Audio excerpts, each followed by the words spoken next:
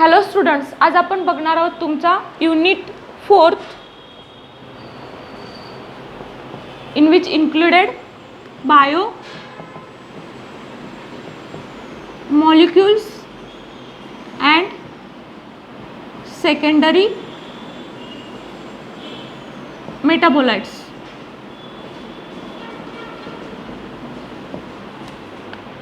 This unit 4th include 2 points, which are those: first one is the biomolecules and second one is the secondary metabolites. In the bio, first point is biomolecules. ह्याच्यामध्ये तुमच्या सिलेबसला आहे carbohydrate, second one is the protein and third one is the lipid. हे 3 biomolecules तुमच्या सिलेबसला आहेत. आता पहिला बघूयात तुमचा कार्बोहायड्रेट.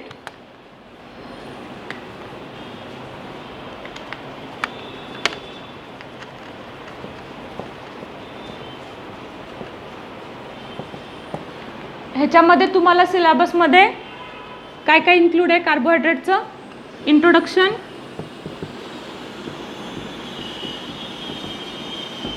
देन डेफिनेशन,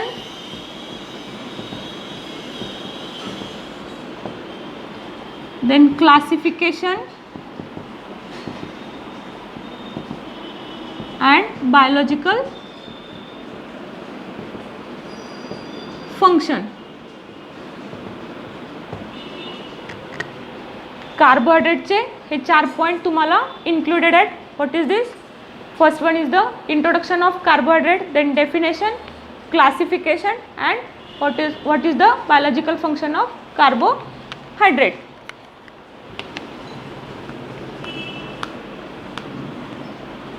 मग हा कार्बोहायड्रेट काय आहे तुमचा? तर कार्बोहायड्रेट तुमचा बायोमॉलिक्यूल आहे.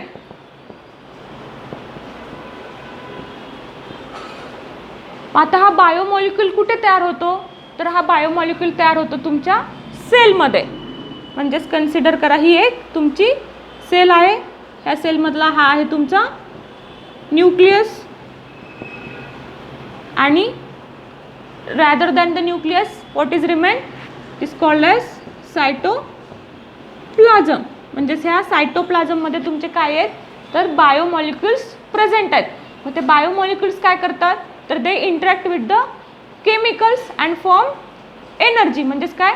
तुमच्या बायोमॉलिक्युल्सचं जेव्हा ऑक्सिडेशन किंवा रिडक्शन होतं तेव्हा तुम्हाला तुमच्या एक एनर्जी भेटत जाते. म्हणजेच काय? ह्या सायटोप्लाझममधले बायोमॉलिक्युल्सचं रिॲक्शन होतं केमिकलसोबत and we get the energy. मग आता बायोमॉलिक्युल्स कसे तयार झाले? तर biomolecules is made up from 2 component. First one is the organic component and second one is the inorganic component. मग ह्या ऑर्गॅनिकला परत क्लासिफाईड केलं into the macro molecules and second one is the micro molecules.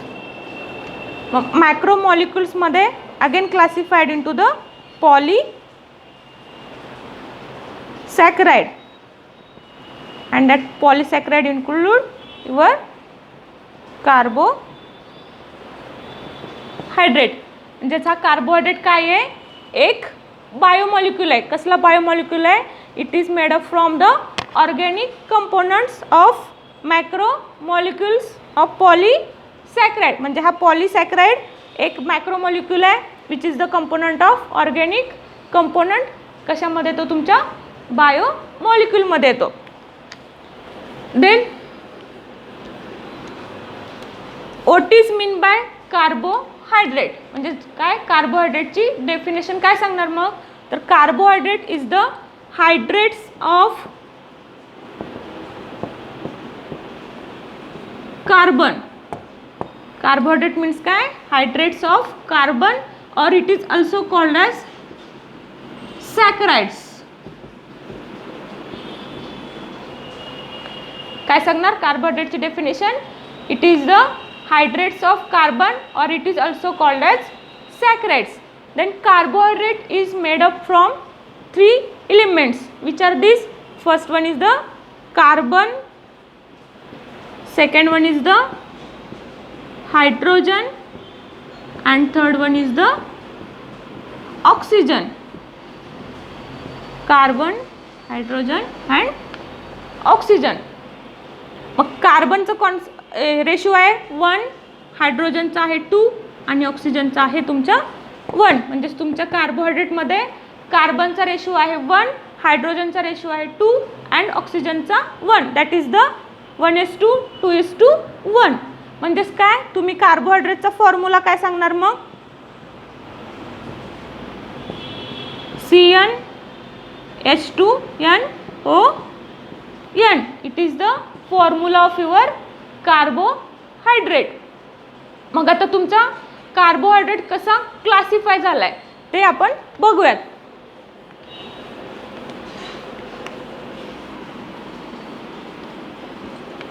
Carbohydrate classified on the basis of their sugar unit.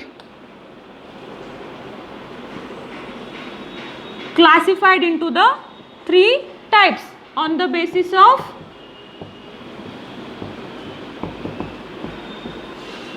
sugar unit. It is classified into 3 types. First one is the monosaccharide, second one is the disaccharide, and third one is the polysaccharide. म्हणजेच काय, monosaccharide म्हणजे काय, it is a single unit of sugar. याच्यामध्ये काय आहे तुमचा single unit of sugar molecule. Disaccharide means 2 unit of sugar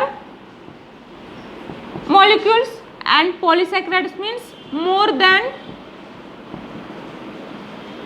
10 unit of sugar molecule.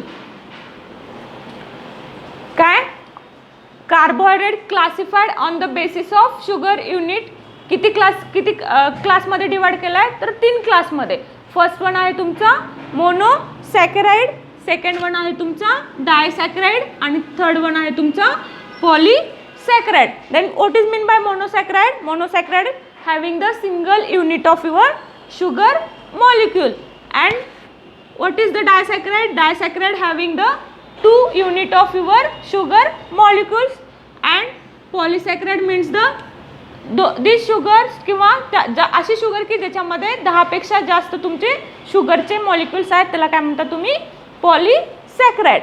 मग आज आपण बघूयात मोनोसॅकराइडचं क्लासिफिकेशन.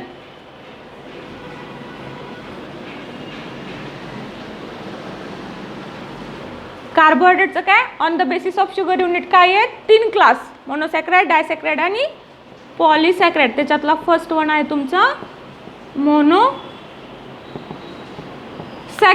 आत्ता सांगितलं मी definition. Monosaccharide means what?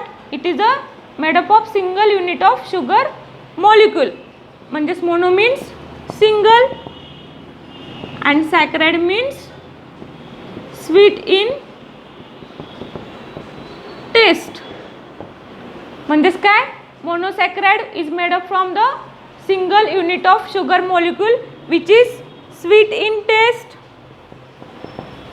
Characteristic काय काय सांगणार? It is sweet in taste, then soluble into the water, then it is in the form of crystalline.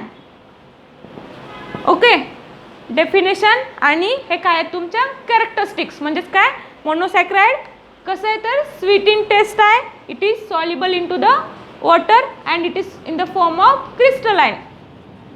Then your monosaccharide again classified into the 2 groups on the basis of their carbon atom and on the basis of their functional group.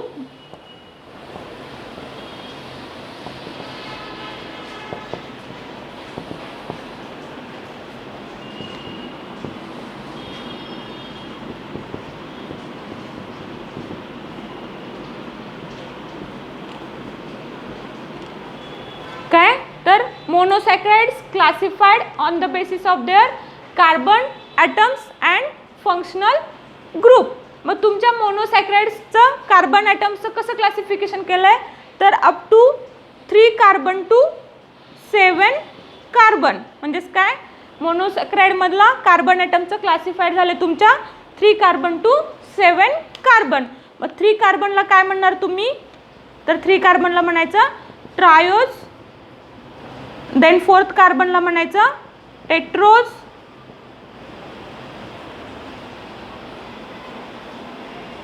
ही काय आहे 3 carbon, ही 4th carbon. Pentose means 5 carbon. 4th one hexose means 6 carbon and 5th one heptose means 7 carbon. कळतंय, तुमच्या carbon ॲटम्सचं काय झालं आहे, classification झालं आहे. कुणाचं, मोनोसॅक्रॅइडमधल्या carbon atoms classified into the 5 groups. म्हणजेच काय, 3 carbon sugar, 4 carbon sugar, 5 carbon sugar, 6 carbon sugar and 7 carbon sugar. ट्रायोजचं तुमच्या एक्झाम्पल आहे ग्लिसरा, अल्डिहाइड. देन टेट्रोजचं एक्झाम्पल आहे तुमच्या इरिथ्रोज. 5th कार्बन शुगर कुठली आहे, DNA मध्ये प्रेझेंट असते ती डिऑक्सी रायबोज अँड RNA मध्ये प्रेझेंट असते ती ribose. It is the 5 carbon sugar. हेक्झोजचं एक्झाम्पल आहे तुमचं ग्लुकोज आणि हेप्टोजचं एक्झाम्पल आहे तुमचं सुडो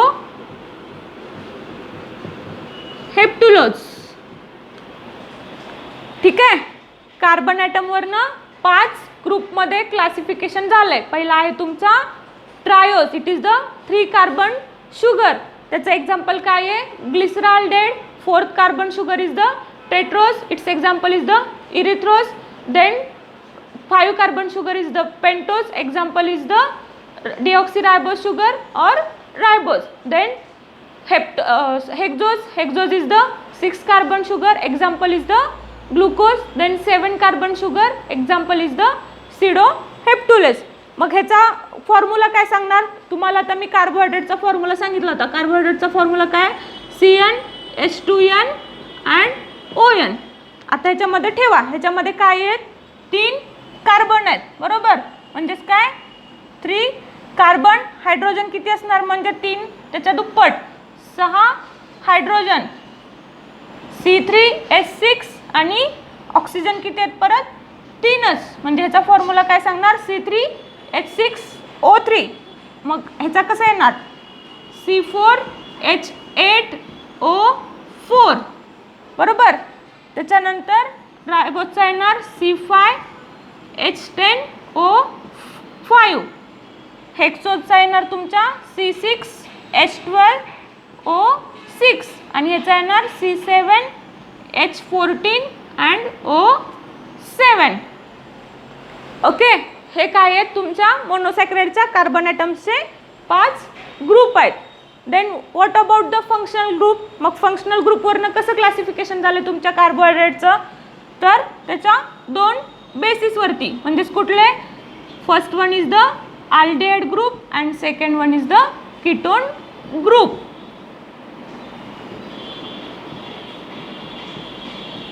म्हणजेच काय, monosaccharide classified on the basis of functional group into 2 types. First one is the aldehyde, second one is the ketone. मग अल्डिहाइड शुगरलाच काय म्हणता तुम्ही, अल्डोज अँड कीटोन शुगरला म्हणता तुम्ही कीटोज. ओके, आता उद्याच्या लेक्चरमध्ये आपण ह्याचं स्ट्रक्चर बघूयात आणि नेक्स्ट पॉईंट बघू तुमचा व्हॉट इज मीन बाय डायसॅक्रॅइड.